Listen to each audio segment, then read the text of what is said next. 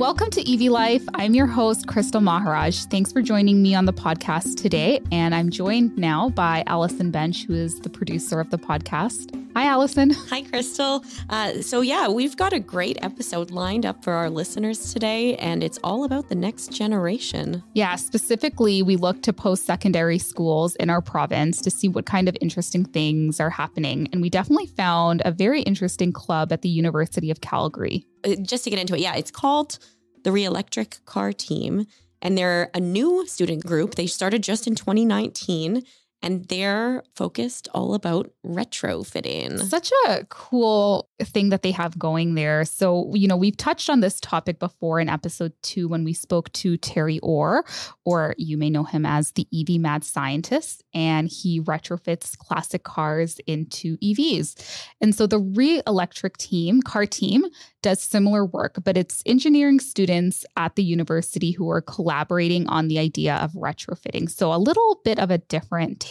Just to give some context, they're not just it's not just one person sitting in a garage tinkering away. It's a whole team of engineering students that are working on this, and they're wanting to collaborate and learn how to convert existing cars, classic cars, to EVs. But through that, they also want to kind of design a guide that anyone can rely on if they're interested in converting their own cars.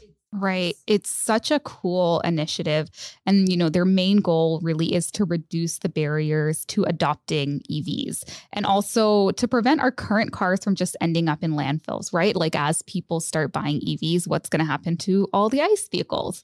So let's take a listen to my chat with University of Calgary engineering students and Relectric Car Team members, Brooke, Kindleman, and Amrit, Mahendrarajah with Relectric. So Brooke is the software team lead and Amrit is the electrical lead. Thank you, Brooke and Amrit, for joining me today on the podcast to talk about Relectric. So what exactly is Relectric? Sure, I can take this. So Relectric is basically a student-run team which converts gas cars to electric, and our ultimate goal is to reduce the barrier to mass EV adoption. Ratik and I realized a couple of years ago, our executive founder, that a lot of cars are very viable still. And so it would be probably a waste to have a lot of these older cars just go to a landfill when we eventually move to EVs. And we thought, hey, why don't we look into converting these things? And why don't we look at creating open source plans to do all that kind of stuff? When did Relectric start? In what year? Brooke, are you able to take that? Yeah, for sure. So the team was started in 2019. The first car we managed to get just in mid-winter semester, so that'll be around February, March 2020. And we've been working since then on converting the same car. And what car is that? That would be a 1966 Volvo. Whose decision was it to choose this car? Was it just what was available? Yeah, so actually the way that kind of worked was one of the team members actually had a connection at a shop that does conversions. And so one of the founders liked what we were doing. And so they decided, he was like, hey, why don't you come and work on my car that I haven't had time to convert, and that can kind of be your project. And then eventually we purchased that car, and that has kind of been our ongoing project. And you all are engineering students, correct? So Yes. How has it been working with cars? Did either of you have prior knowledge working with cars before getting involved in Relectric? I did. I actually took mechanics in high school, and I was actually working on classic cars primarily during my time in high school. I actually did have experience. Brooke? Prior to joining the team, I had a little bit of experience working on cars. I do a lot of my own mechanics work on my own car, and I also took mechanics in high school, but it wasn't to a super big extent. But it seemed like a really cool project. And one of the things that really appealed to me was I was able to learn that, and learn hands-on and get some firsthand experience with working with a vintage car, which was absolutely fantastic. Is Relectric made up strictly of students? Is there a professor involved in this? How is your team structured? So our team is comprised entirely of students. Most of them are in engineering. We're under the Schulich School of Engineering. So we have a certain proportion of our students that are engineering students, but we also have students from a bunch of other faculties as well, including business, physics, chemistry. So it's a wide variety of people from across the faculties that are doing this. And can any student at the UFC take part in this if they're interested? We're open to all undergraduate students. So yeah, absolutely. And anyone who is an undergraduate at the University of Calgary can most certainly join us.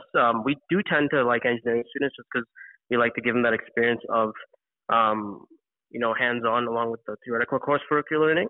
But no, absolutely, and anyone can join. And do you see students joining for a semester and then do they move on? Do they stay with you for multiple years? Is there a time commitment for being a part of the team? Yes, there is. So usually most people stay on up until the end of their degree. And so once they join the team, that's kind of their extracurricular for the course of their time at the university in their undergrad capacity. And the time commitment is usually around probably, I'd say, 4 to 6 hours a week. So I know right now you're just working in-house on this one vehicle, but the plan is to develop a library of plans that you can share with others. How far are you from launching that library? So we're actually relatively far. So COVID really hampered the efforts of our team to get our first project done because a lot of our work is hands-on. Right. So we were not able to access the car, so we couldn't do that. And so our main goal is to get this for this year is to get the car rolling and be able to drive it and integrate the infotainment system and all that, and basically have a working car that we can drive around and show off. What the prospect of electric cars is, especially converted electric cars. Right. But then eventually, what we'll do is we'll start building our own components, researching that, and kind of go step by step in increasing levels of difficulty. And then at that point, then we'll start open sourcing any of our designs. So our software that we're developing, because we have for our car, because we are working on a vintage car, we don't have any electrical components that are coming with the car as it is stock. So what we need to be able to do is the accelerometer and the speedometer and all of the dials that are on our dashboard, we actually can't use because they're all physically driven as it's a vintage car. Right. So we're developing our own interface for a dashboard to be put into an electric car. So this is going to be, the dashboard that you're going to see right in front of the driver, as well as we have something called an infotainment system, which is going to sit between the driver and the passenger. And that's where you're going to be able to see things like battery stats or any other important information for the car. And that's all open source. All our code is actually available right now on GitHub, and it's able for if anyone else is doing a project like we are, if they want to be able to use some of our software, take inspiration from it, they're able to. And have you seen much of an uptick in people wanting this information? We actually have had quite a bit of interest in it, particularly with the fact that our focus isn't necessarily on building an electric car from scratch. We're taking cars that are already existing and we're not trying to add a lot of bells and whistles to them because that is, I know, one of the limiting factors of an electric car is that a lot of folks are, concerned with how much they're going to have to learn to be able to operate an electric car because there are a lot of features on it that can be overwhelming. So we're trying to keep it simple to the point where if you get into our car, you're not going to feel like you're in another world trying to operate it. So there's been quite a bit of interest actually from folks in demographics that you wouldn't necessarily expect to be super into an electric car. But the idea that they're able to keep their current car and still have it be more sustainable and not be running on gas is really appealing to them. Right. It's something familiar with a little something new. Exactly. Yeah. Can you retrofit any vehicle to an EV? I know you say you all are working on an older model right now. Is that a bit easier because there are less components? For example, like newer cars come with all these features. So you would have to rewire that. Is that a bit of a challenge for retrofitting a newer vehicle? Yeah, actually, you hit it right on the head. One of the challenges of retrofitting newer vehicles is exactly that computer board end, because a lot of components in modern cars are, driven by computers, and a lot of that software is not open source. So in order for us to work with it, we have to essentially learn from the ground up on how to use it. So it is easier in general to convert older vehicles that don't have those components. That said, it is possible to convert any gas car to an electric car. Is it affordable for the average person to retrofit their vehicle? Yes, because if you look at all the parts, you can do it for around $15,000. You can retrofit a vehicle, whereas a new electric car in Canada, as of current prices, is over $40,000. So it's almost like a little less than quarter of the cost, right? So it's certainly more affordable. I know right now, again, you're just working on a vehicle in-house. Is this program a potential for becoming a full-blown business? So actually, as per Students' Union regulations, we're actually not allowed to be a business, at least the team in its current form. So Relectric could actually never legally become a business. Gotcha. But as I said, we might actually inspire businesses to start up on their own.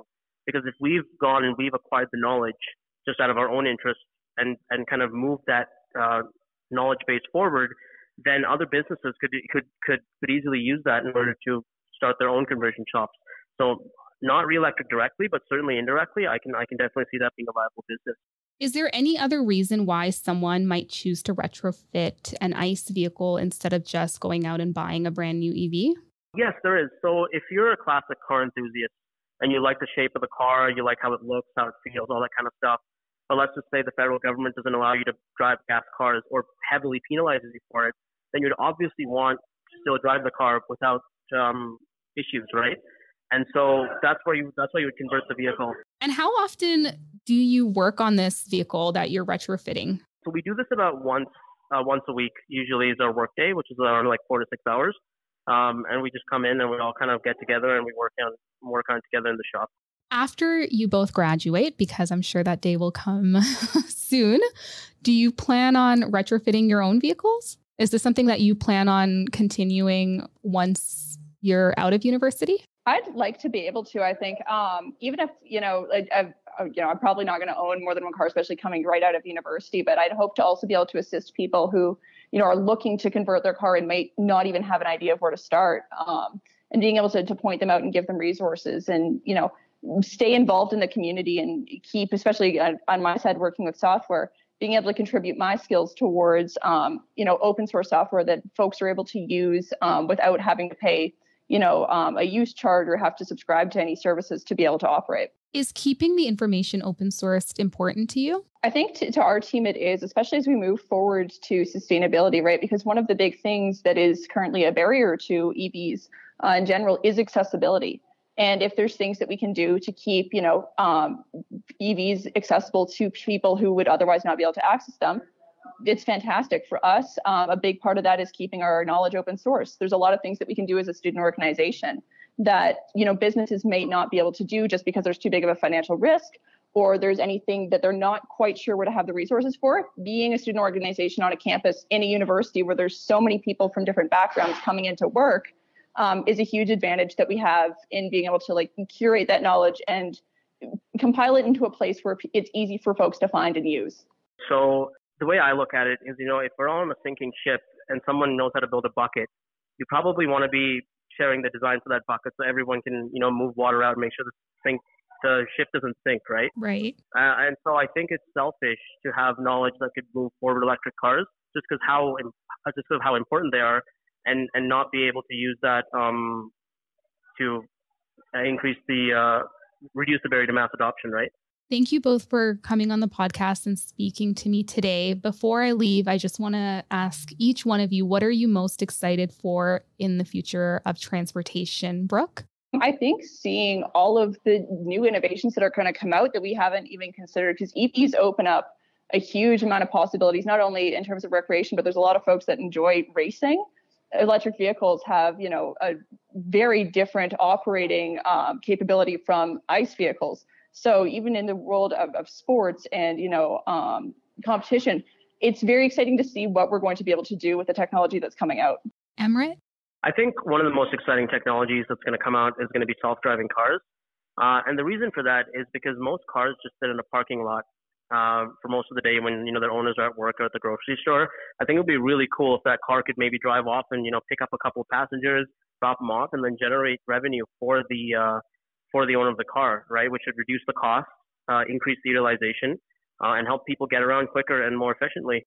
Wouldn't that be something? That would be, yeah. No, that's something I'm really excited for. Yeah, me too. I, would love the idea of my car working for me while I'm at work. Right. And what's cool about that too, right, is that it kind of democratizes transportation, because if you don't own a car, you can still get access to a vehicle that otherwise would just be sitting there and you wouldn't be able to access, right? I'm certain you'd pay for it, but it's a win-win for everyone in that situation. Well, that's certainly something we can look forward to. Thank you both for speaking to me today. Yeah, thank you for having us, Crystal. Thank you so much for inviting us on. That was my conversation with U of C engineering students Brooke Kindleman and Amrit Mahendrarajah. Thank you for tuning in to another episode. As always, make sure that you're subscribed to the podcast so you always know when a new episode is out, and we'll talk to you next week.